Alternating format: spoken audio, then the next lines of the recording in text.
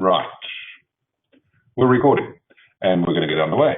So ready to go. Welcome everybody. Lovely to have you here today on the Small Business Masterminds webinar series, and the topic for today is predict the future with numbers, or gaze into the future with your fingers firmly on the pulse weekly. Just a general comment before we go on, and that's by the way the picture on the screen now is the cover page on chapter 3 in my first book, The 10 Truths for Raising a Healthy, Bouncy Business, and that's the truth about keeping your finger on the pulse and the numbers. So before we go on, just a general comment. It's been proven time and time again that passively sitting and listening to someone talking, it means that you're going to forget 90% of what you've heard in less than a week. So if you want to get as much return on your investment of time in being part of this workshop, you need to participate. And the best way to ensure you are focused is by working through the set of worksheets as we go along. So if you haven't done so yet, please go and download the worksheets now on tiny.cc numbers L page, and I'll just quickly type that into the message window for people.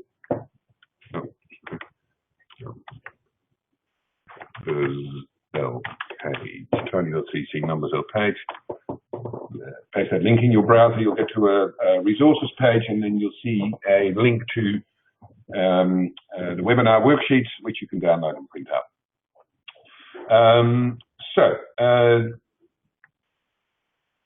This couple of instructions about the webinar. You should have a screen on your screen which is the look of the actual webinar facility with a couple of arrows added. So the blue arrow points to the chat box. The blue arrow points to the chat box. So if you want to ask me a question or make a comment to everybody on the webinar, you can type in there where it says at the bottom of the chat box. You can type your message there, and you can just select to either send it to me only or to everyone. So if you have any questions, please go and type in the bottom of the chat box, and I'll try and respond as soon as possible. The green arrow at the top there points to the mood button. When you click the mood button on your screen, oh, and hi Helen, thanks for joining us. When you click the mood button on the top of your screen where the green arrow points, 4 boxes pop up, which you can see on that screen there. It's I'm fine, raise your hand, yes or no. So use those during the webinar if you either to respond to a question I ask, or if you want to say something or add something to the conversation. The red arrow is the notes button. Click it and a notes window will pop up. Try it if you want. If you click on it, the notes window is broken up in 2. The top is for notes to everyone. So what you type in there will go to everyone, and those notes come in an email to everybody after the webinar is completed. And the bottom window, the bottom half of the window, are notes for yourself. So if you want to take notes during the webinar, you can keep them in there. It's very handy, and those notes will be emailed to you after the webinar as well. And then lastly, the yellow arrow points to where your name shows. You won't see many of the other participants, if any. I'm not sure. I think you might see some, but not all. But if you can click on the microphone beside your name to unmute yourself from time to time, if you need to. So yes, as I said, we're recording and we're getting underway. So back to how to take part in one of these webinars. It's all about participation. If you participate, you're going to get an awful lot more out of it than if you sit back and get distracted by other things. So please do the exercises that I'm going to ask you to do, and especially work your way through the worksheet as we go along today. And most importantly, ask questions. Pipe up, share your thoughts via the comment window on the left and the bottom there. We'll interact with those noises as much as possible, and the more interaction, the better for everyone.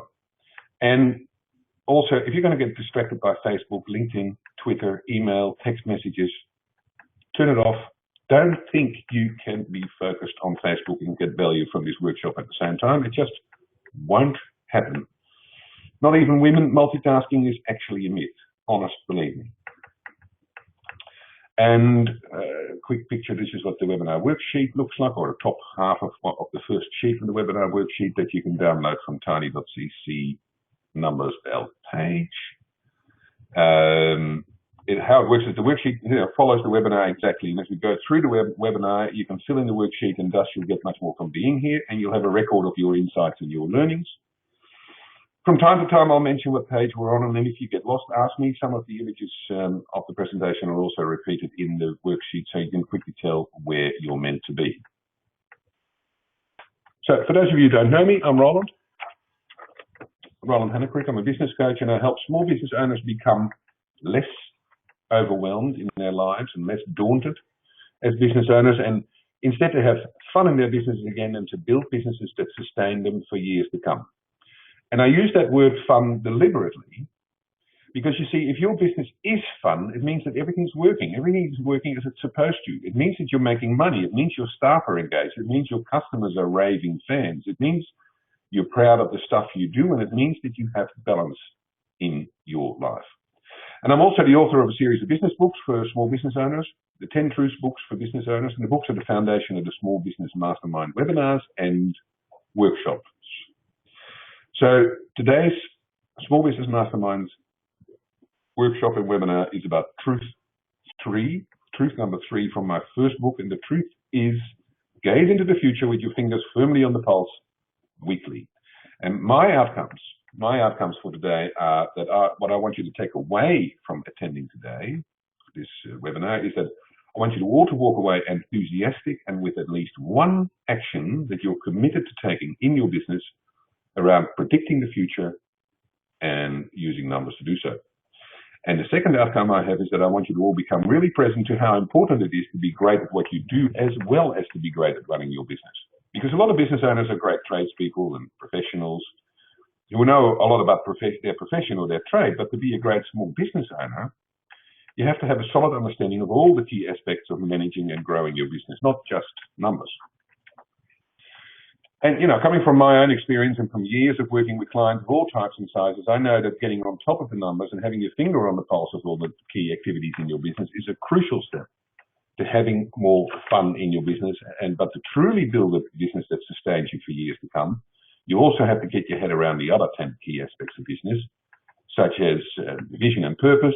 You see the cogs, how they all hang together: vision and purpose, planning, financial management and profit, marketing, customers, sales, systemization, your staff, leadership, and finally the rhythm of business. And, well, I know how daunting that is for most business owners to know you've got to stay on top of all those 11 aspects all at once, enough to drive you to drink, really. And so I'm going to be making you an offer later on, an offer you can't refuse, as they say in The Godfather, to take a really easy next step on that journey at the end of the webinar. Stay tuned, as they say. So before we go on, I'd like you to all go to your worksheet, and on the second page of your worksheet, you'll see a question with some space underneath it. And the question is this: right now, this coming month, what is the biggest challenge you face in your business? What's the thing that keeps you awake most? What is the most pressing issue in your business? Take a moment to write down the answer in your worksheet, and I'm going to give you a minute of silence to write.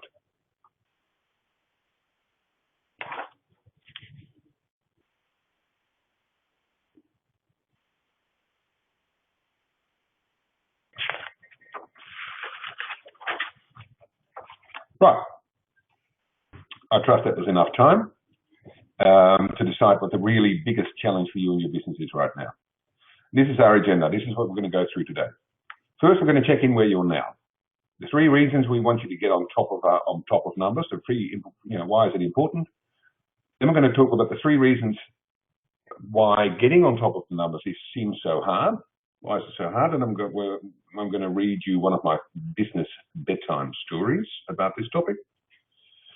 And then we're going to talk about the 3 steps to make working with numbers simple and easy for you, and therefore allow you to start being able to predict the future in your business. And then I'm going to give an easy peasy lemon squeezy special offer that includes supporting a really special charity. And then finally, we're going to take action. After all, nothing's ever going to happen. Nothing's ever has happened unless we take action. I trust that sounds okay. And any questions, please ask, okay? So back on your worksheet, just above the box that you filled in just now, there's another box, and the question there says, what do you want to get from being here today? It says your outcome for participating in this webinar. What do you want to get from being here? And then once you've written that down, what do you have to do? What do you have to do? What attitude? What behavior do you have to take? How do you have to sit here to give yourself the best opportunity for achieving that outcome?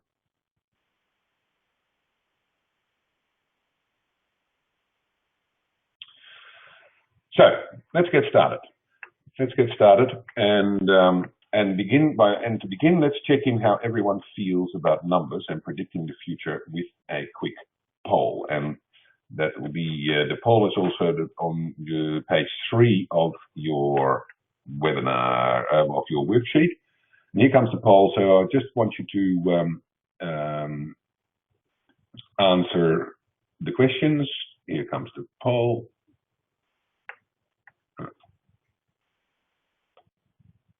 Bang, that should be up on your screen now. So 4 questions, or 1 question, 4 answers. The question is this: when I think about numbers, I feel, well, not very much because I don't particularly care. Or B, I'm sort of daunted or frustrated because I know I should be on top of the numbers, but I'm not for whatever reason. And the wording of the questions in detail is on your worksheet, as I said. Or C, I'm confused about the whole topic of numbers because everybody tells me I should be on top of my numbers, but I don't actually know which numbers and what benefit is there really in being on top of the numbers. I mean, it's all just historical data. How's it going to do me any good knowing what happened last week, last month, last year? Ancient history. Or D, fired up. I love numbers. So please vote now.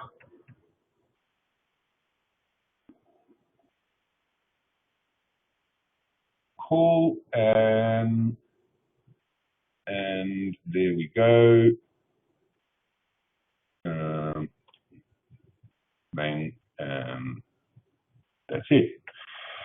So the numbers, as they come back. And most people score B and C. One person scores A. No one scored A. No one scored A, and no one scored D. And that's more or less what I expect, of course. That's the experience of most business owners: daunted, frustrated, and confused. We know we should have our eyes on the numbers, and we don't, and that eats at us. So why is that all a problem? Well, because the fact that is simply not a very nice feeling, to feel daunted and frustrated and confused. And besides that, if you can't predict the future, the best you can do is keep your fingers crossed. If you can't predict the future, the best you can do is keep your fingers crossed. In other words, without some form of predicting the future, you're gambling. And your life as a business owner is a reactive rather than a proactive one. You'll be crisis managing most of the time. Do you find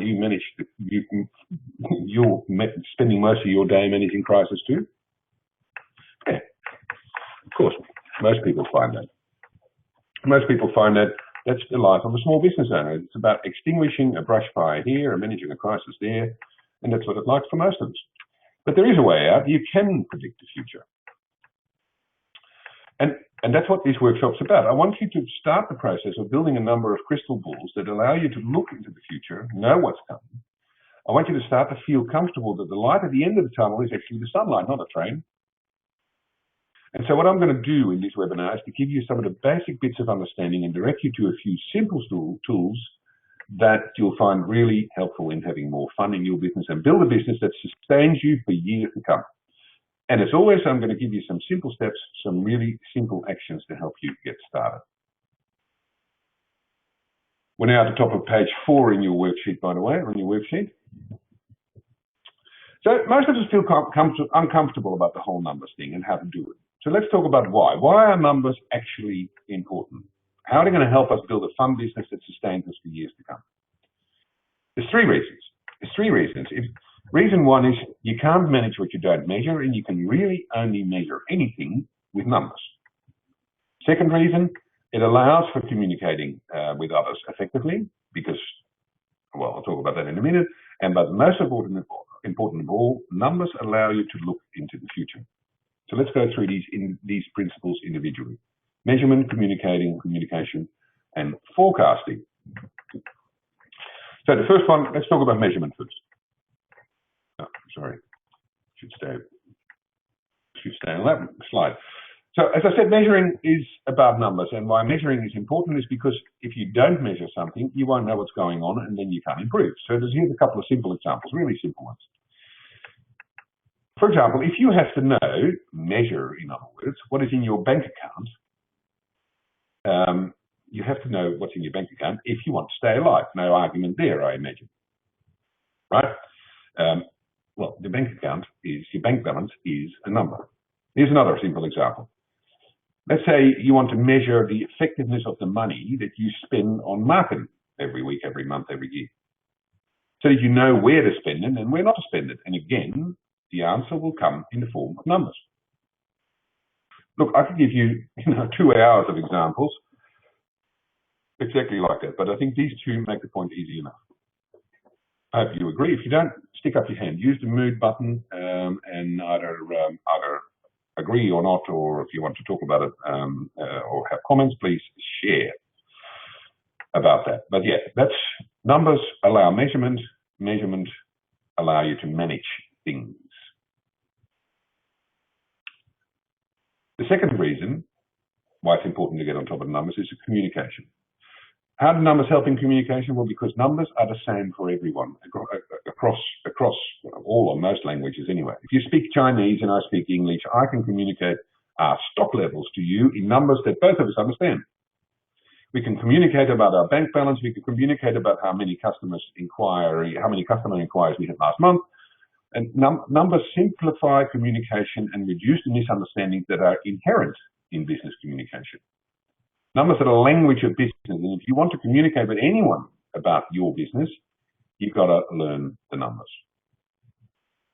And third is forecasting.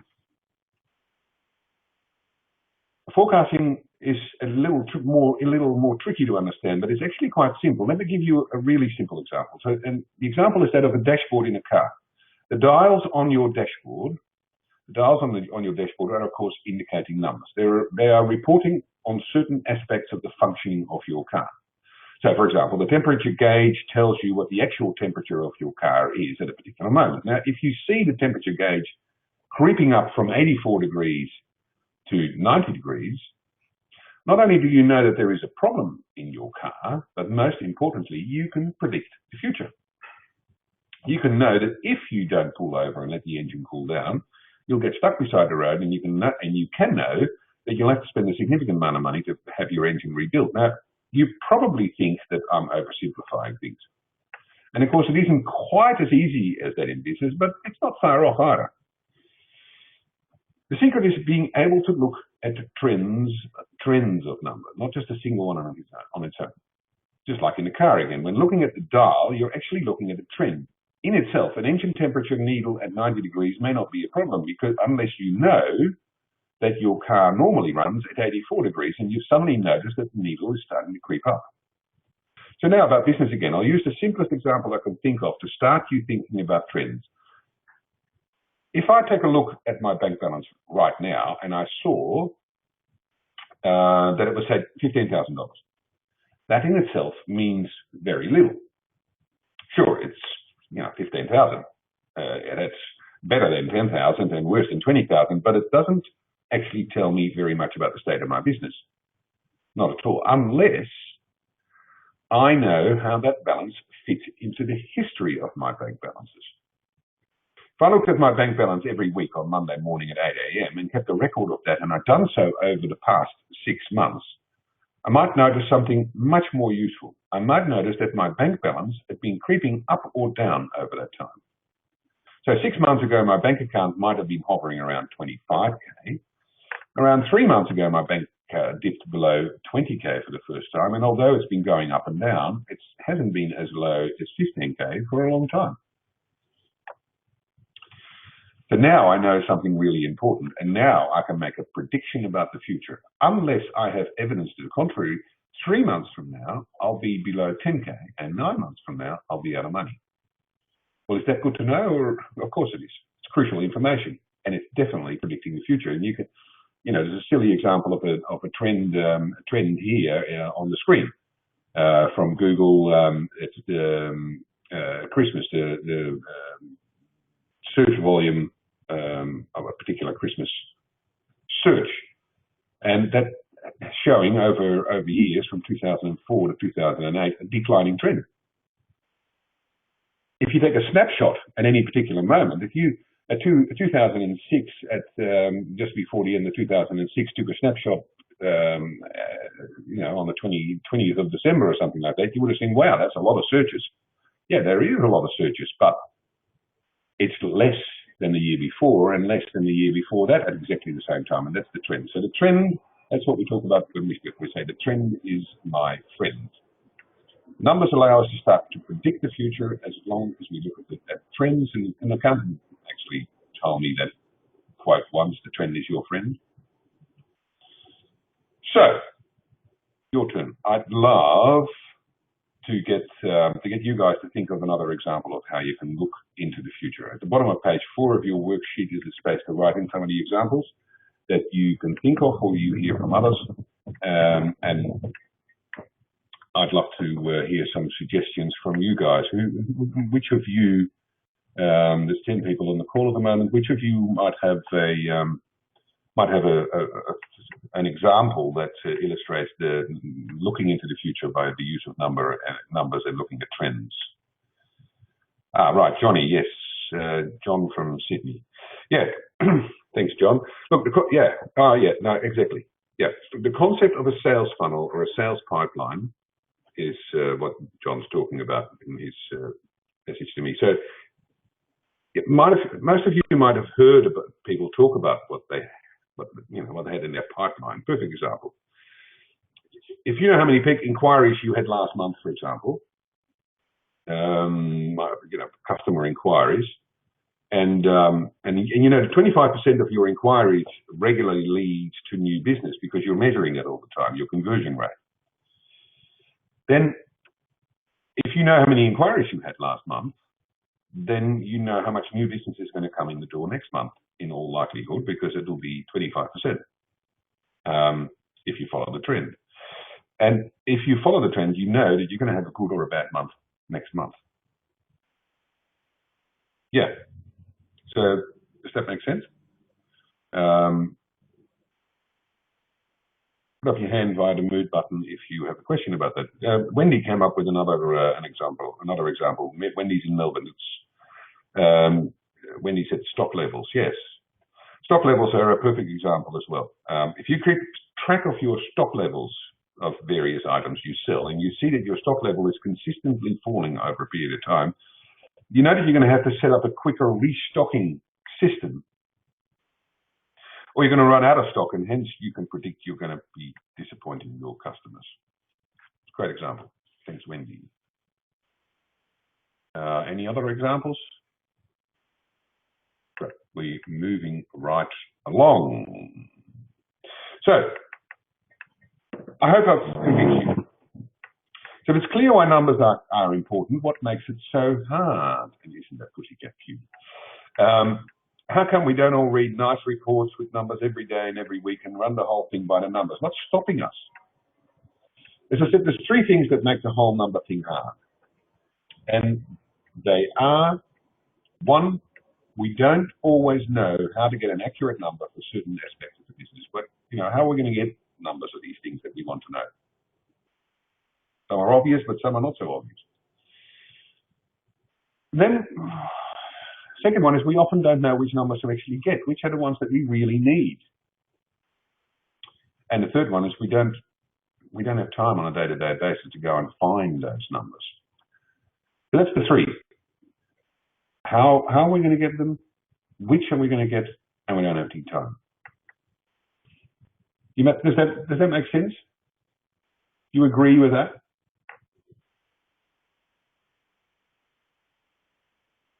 And of course, those are the three most obvious things, yes. These are the three most obvious things that make numbers hard for us. You might want to know how happy your customers are, but how do you go about measuring that effectively without it costing you a heap of time, for example? And you know, which are the right numbers to get? There's just so many things you could measure theoretically. I mean, do you measure profit or cash flow or gross margin before tax or return on investment or return on capital employed? I always love that one. Or people always talk about EBITDA, or profit per employee, or profit per job, or profit per category, or profit per square meter of sales floor, or unbilled hours, or wastage. You know, the list goes on and on and on and on. And your accountant and your business coach rattle all these numbers and ratios off, and sure, it all makes sense. But if you had all those numbers on a piece of paper, you'd just go to sleep, right? Which are the numbers you really need? And we like this guy. And who's got the time to go and find all those numbers every month anyway? I mean, let alone every week, as I'm suggesting. And by the way, there's actually a school of thought that says you should management philosophers.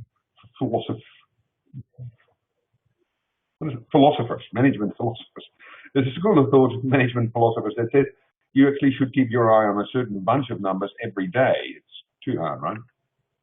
So I'm going to give you another minute to reflect on that question. Go to your worksheet and there's a space to write down the top 2 or 3 reasons that you don't get around to managing by the numbers. In the top half of page 5 of your worksheet, beside the image of the cat and the fish bowl, a very cute little putty cat, there's some space to write down the top 2 or 3 reasons that mean that you don't get around to managing by the numbers. And I'll give you another minute silence.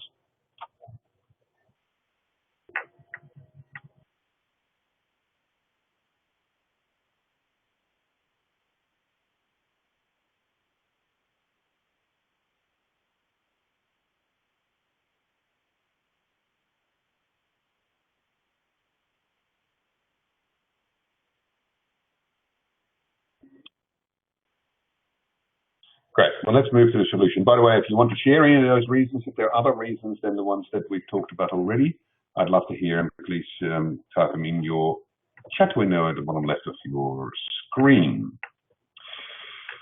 So it's time for our business bedtime story. And that's how we're going to start to begin to answer the questions and how to move forward.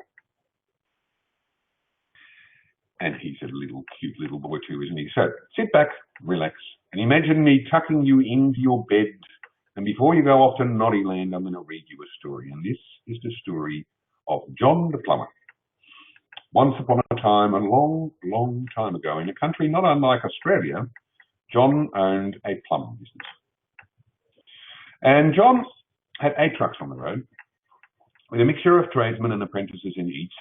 And John's business carried out maintenance work for private homeowners and real estate agents, as well as new installations on domestic construction sites, working for builders. John worked ridiculous hours, 60, 70 hours a week, week in, week out, but he made barely enough money to make ends meet. And John was a great plumber, but John hated numbers. Numbers made him see double and put him to sleep, and I'll just do what I'm best, and then I'll let the bookkeeper look after the numbers was his mantra. While working with me as his business coach, it became clear to John, though, that the reason he wasn't making any money and had to work such ridiculous hours was because he wasn't in control of his business. The business and everyone in it simply rolled from storm to storm, and all everybody, including John, could do was to keep the ship afloat. And John realized that the first step he had to take was to overcome his fear of numbers and start to take control back of his business. And he did. I asked John to imagine that he was banished to a deserted island and for a period of time, say 6 months, The only information he could get about his business came from the weekly mailboat. The mailboat delivers only a single piece of paper with maybe 15 numbers on it, and the mailboat will wait for 15 minutes maximum to take his instructions back to his business for that week. So I asked John, what would be the 10 to 15 numbers that would tell him how healthy the business is at that moment and allow him to make quick management decisions and instructions that he could send back with the mailboat? Most businesses are going to have a couple of common numbers, such as the bank balance and profitability on their mailboat report. But beyond those common numbers, every business owner has his or her own priorities that tell him or her what's going on. For example, in my own business, right, in the business coaching, I constantly need to know how many inquiries I've had in the past 6 months as a running total, because it gives me a really good indication of the number of new clients that I'm going to get in the next 6 months. But in another business, a critical indicator might be the average number of days it takes to get paid, because if this number goes up, the average number of days it takes you to get paid your invoices, this number goes up, then the business is going to be running out of cash. So John created actually a list of 14 numbers. In John's case, it was 14 numbers and the 14 key indicators of the health of the business. And in 6 months, John had implemented a kind of weekly dashboard system that was populated for him by the bookkeeper and his office assistant. And the dashboard was made up of financial numbers on profitability and revenue and cash position, as well as numbers that told him how individual jobs were going, and inquiry and quoting numbers that told him what his workload over the coming months would be. A year later, John's life had changed completely. John now rarely worked more than 50 hours a week, and his business had a 50% increase in profitability levels, and his bank account looked healthier than it had looked for years. And John was finally ready to start his family with his wife. And John, his wife, and his baby lived happily ever after. The end. So let's have a look at the lessons from John. So before I'm going to talk about the lessons from John, I want you to go to your worksheet and write down your own top takeaways from this webinar so far on the story of John or what I've talked about before. And I'd love you to share some of those top takeaways with me here again on the screen. So type them into the screen, into the chat box at the bottom, direct them at me, and I'll repeat them for everyone soon. So what are the top 3 insights or learnings you've got from this webinar so far? Or what are your top questions? Please go ahead, write them down now. I'm going to give you a minute to write before I go on.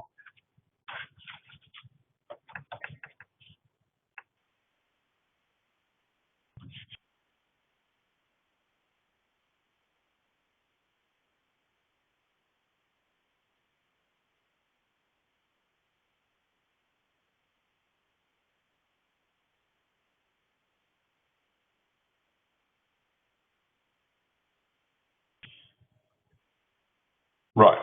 Okay. So feel free to keep writing if you want, or share some of your insights and questions with me, and I'll share them with everyone from here. And while you write, these are my 3 points.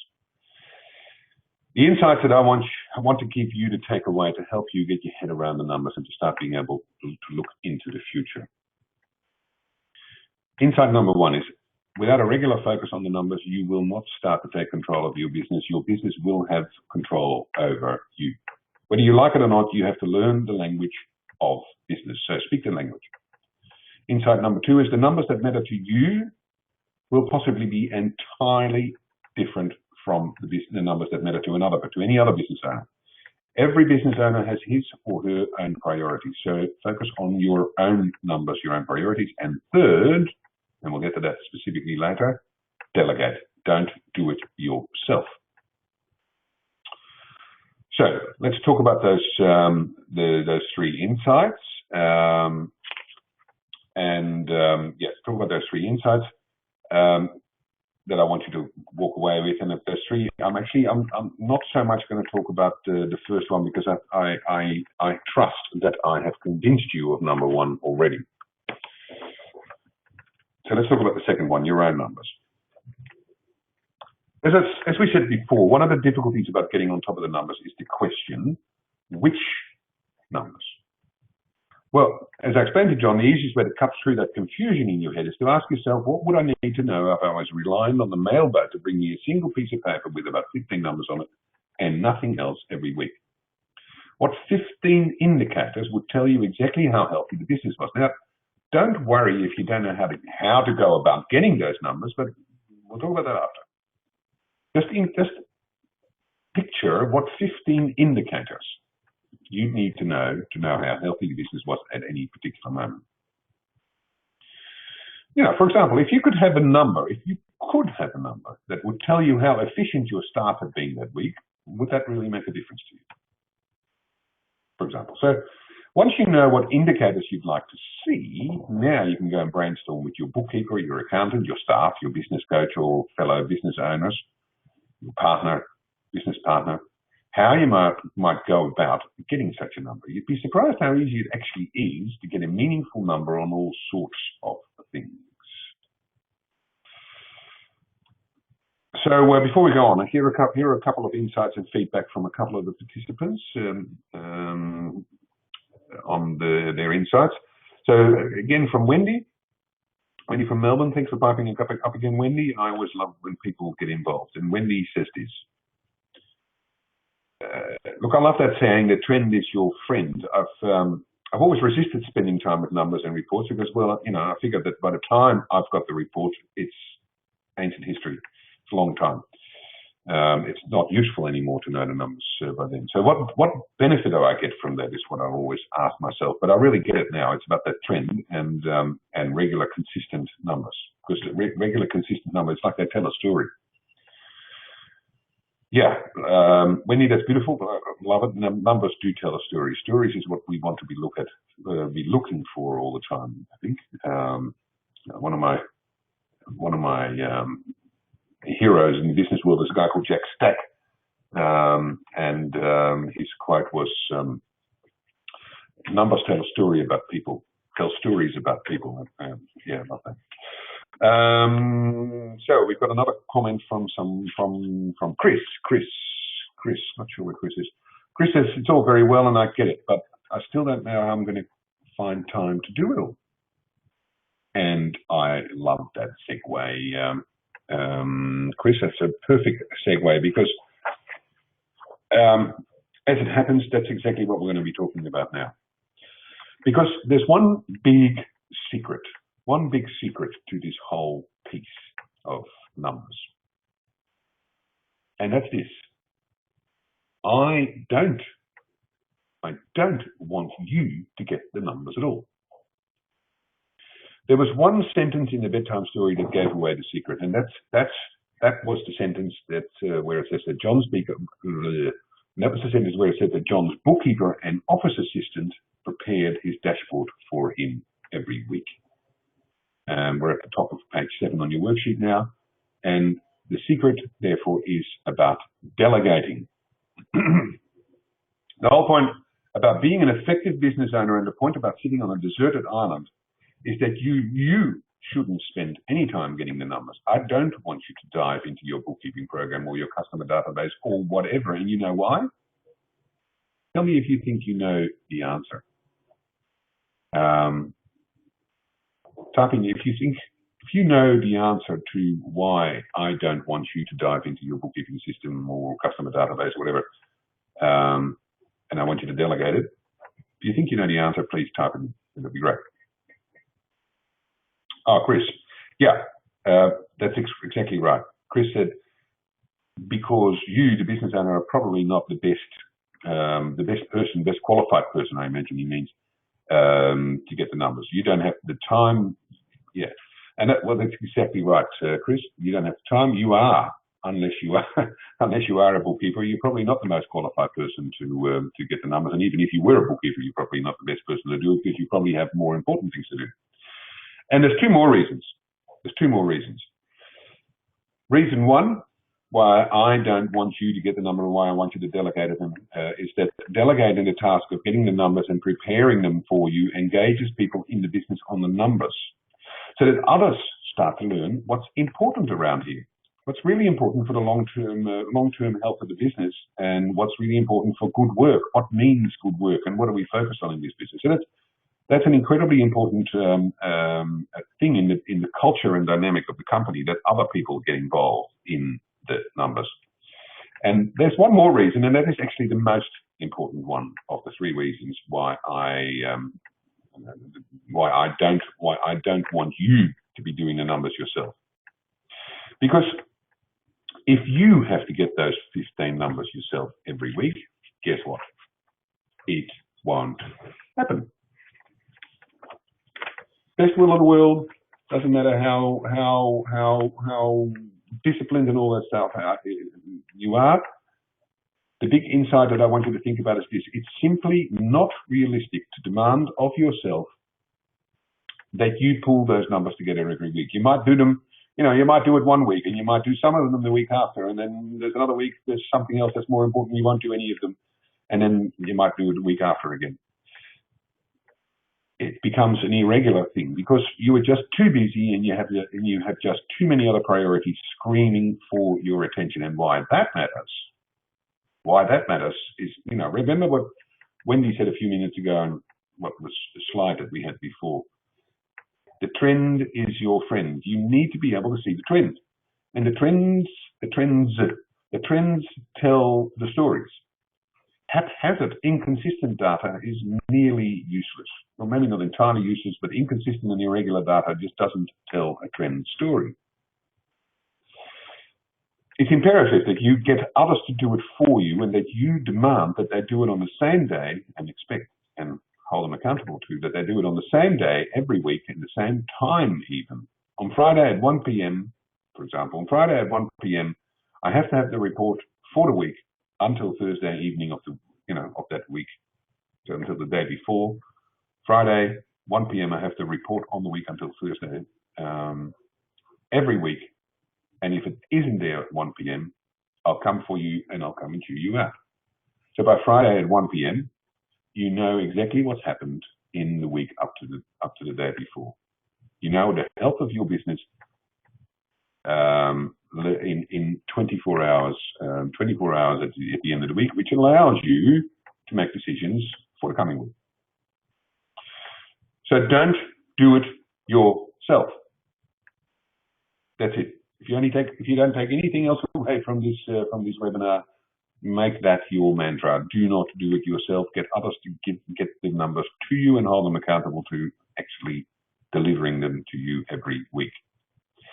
And once you accept that you need to learn the language of numbers for your business, and you find the numbers you need, nothing's going to happen unless you delegate it to others to get the numbers to you every week, every month. Trust me on this. So let's see. We've got some comments and questions. I'll put the question slide up. Right. Question from Darryl in Brisbane. Darryl said, look, I really like what I heard, but I have a business on my own. I don't have any employees, and I don't have anyone else to delegate to. What does that mean for me?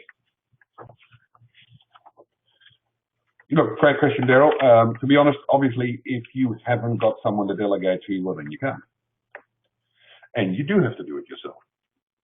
But maybe you use a bookkeeper, Darryl. I mean, a lot of people do have to use a bookkeeper, and if so, you could ask the bookkeeper to do some of these numbers, the bookkeeper's numbers, not the other stuff that you might need, but the stuff that relates to the bookkeeping. So often, of course, bookkeepers only do their bookkeeping once a month with very small businesses like yours, Darryl. But still, the less you do it, the more likely it is that it gets done, and regularly. So have a chat to your bookkeeper, and if he or she does do your books monthly, maybe it's worth considering asking them to do it fortnightly and directly at the end of the fortnight rather than several weeks later. With the new online bookkeeping systems that exist now and that are popular now, like Xero and Sasu and stuff, it shouldn't need to cost much more at all. As long as they do it regularly on the same day and they do it complete, so they do actually all the data. You will probably have to spell out your expectations quite clearly for them, so that you do get the data on the spot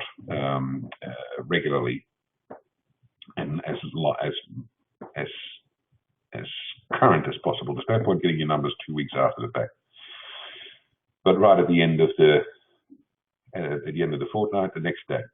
So other than that, Darryl, I suggested you cut your list of mailboat report numbers down to the absolute basics, maybe as little as 5 or 6, so that you have a better chance of actually pulling them together regularly yourself. Regularity and consistency is the key. And if you are by yourself, maybe 15 numbers is too much to ask. 5 numbers might be a good one to start with. So we're going to move on. If you have any other questions, please email them to me at help@newperspectives.com.au. We're trying to move on. Because I mentioned before that I want to make an offer to you, and it's to take a really easy peasy step forward towards helping you feel less daunted about all of the 11 key aspects of business that you have to get a handle on in business. Because getting on top of the numbers and having your finger on the pulse is just one of the 11 key aspects, and the other cogs are vision, planning, and numbers as money, predictability, the rhythm of business, customers, marketing, innovation and systems, people, and leadership. And that's you, obviously. And yes, there are 11 aspects, and they come from my first 2 books, and the books are called The 10 Truths. And you might ask yourself if maybe I'm not so good with numbers, but there's a really good reason for 10 Truths. And, besides, if Douglas Adams could write The Hitchhiker's Guide to the Galaxy as a trilogy in 4 parts and then later even publish a 5th part of the trilogy, I don't see why I can't have an 10 Truths. So there, sack me. But, no, wrong one. Wrong slide. This slide. We're still on this slide. So as I said, I know how daunting and overwhelming it can be for most business owners to have to be on top of all those 11 aspects all the time. It can really affect the quality of your life. Top half of page 8 of your worksheet. Remember, I asked you to focus and write down your most pressing issue, your biggest challenge in business right now. So have another look at it. I trust it's a greater challenge than the challenge that this woman is dealing with. Your most pressing issue. What is it again? Right. So here's the deal. I'm committed to help you feel less daunted and less overwhelmed about all the different business priorities that are screaming for attention in your head, and to start having more fun in your business again. And I want to give you an opportunity to find some simple, effective steps forward in relation to that big challenge, your most pressing issue. And I love win-win-win solutions. Win-win-win solutions are the only thing that's better than a win-win solution. So here's a win-win-win solution. I'm an enthusiastic supporter of the Wayside Chapel in Sydney. I love the Wayside Chapel. I think they do phenomenal work with homeless people and youth in generally. And the CEO of the Wayside Chapel is one of my heroes, Graham Long. And so the Wayside Chapel does phenomenal work with people who have fallen by the wayside in Sydney. I volunteer in their kitchen and cafe regularly, and I support them in other ways as well. So win number 1 is to get you to support them. So that's a win for the Wayside Chapel, and it'll make you feel good as well. So that's a big win. Win number 2 is that I'm going to make it really easy, much easier than you thought, for you to take the next step to having more fun in your business and building a business that sustains you for years to come. And win number 3 is that you and I get the opportunity to explore how working together can make a difference in your business and your life. Cool, right? Win, win, win. We like win, win, win. So here's how it works. First step is you make a donation of $100 or more if you want, of course, to the Wayside Chapel in Sydney. Amazing organization, like I said. Once you've done that, you email me the receipt of your donation, and I give you a link to carry out my comprehensive online business health check survey. When you've done that, I prepare a business health report based on the survey. And then finally, we do a 1-hour Skype or face-to-face session in my office. And it's called the Clarity and Next Step session, in which we explore where you want to go, what your biggest challenge is, and what the next best steps are for you to take, and how I can best support you taking those steps. it really is a powerful offer. The health check report you'll find incredibly useful. The session you'll find really useful, and the outcome of this call will be that you have gained great clarity about where you are and what the most appropriate next steps are for you and where you're in business, and you'll have a great report on the health of your business. Lots of good stuff, and like I said, you get to support the Wayside Chapel as well, which is a great organization. So to round off, the big insights are those. As up on the screen, speak the language, because without a regular focus on the numbers, the language of business, you'll not start to take control of your business, and your business will have control of you. Number two, the numbers that matter to you will probably be entirely different from the numbers that matter to other business owners. And number three, delegate, don't do it yourself. So let's get into action. Like I said, nothing has ever changed without action, and nothing's going to change unless you take action. So there's a special resources page that goes with this webinar, and if you downloaded the webinar worksheet, you've already been there. It's tiny.cc/numberslpage, and you can it's still in your chat box probably. And you already have your worksheet, and there's room for taking notes, and you can get another copy of the worksheets as well. There's lots of other stuff there, as well. What I want you to do next is this.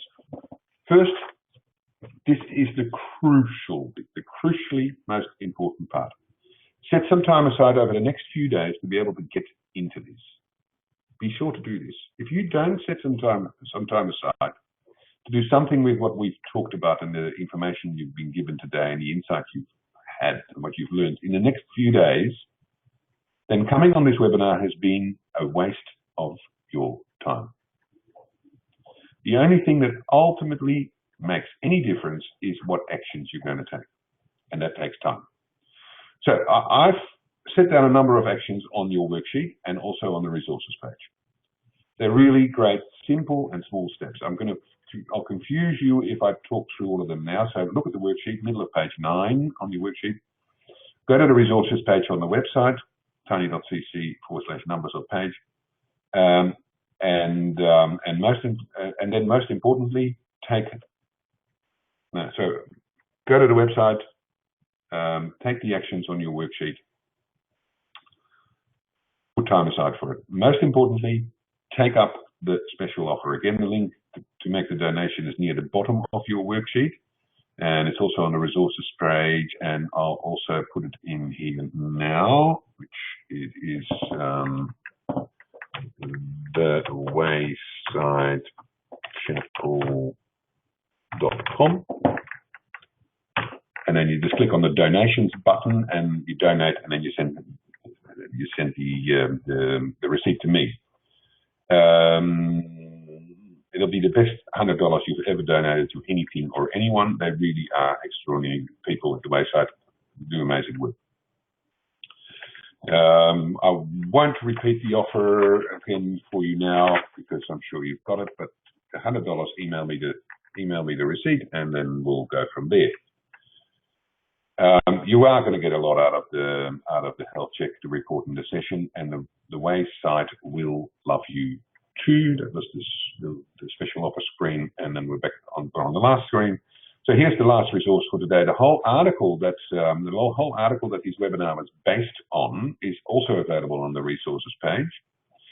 And in less than 24 hours, probably a few hours actually, in less than 24 hours, the recording of this webinar will also be on the resources page, together with links to other resources. So it's a really powerful resources page with lots of really good stuff for you. Future, the article is a great article. There's also, I think there's also a link to download the chapter of the book as well. So there you go. That's me. More fun, less overwhelm, and I help business owners build a business that sustains you for years to come. I hope you enjoyed this webinar and that you got a lot out of it. And I really hope you're going to put time aside to do stuff with this. And I really, really, really hope that you're going to put a $100 donation to the Wayside Chapel at waysidechapel.com and follow donations. So that's goodbye from me. Thank you very much for being here. And if you have any questions, of course, feel free to call me or email me at Roland@newperspectives.com.